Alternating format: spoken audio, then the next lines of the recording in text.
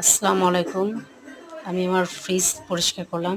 দেখেন ফ্রিজটা এত ময়লা হইছে এই যে এই জিনিসগুলো টেবিলের মধ্যে রাখা।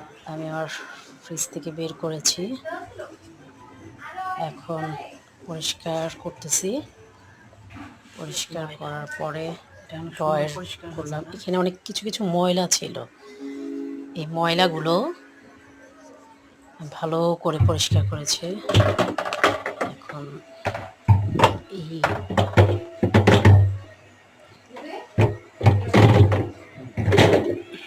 এই করতে একটু কষ্ট হয়েছে। এই তো আমার ফ্রিজ পরিষ্কার হয়ে গেছে।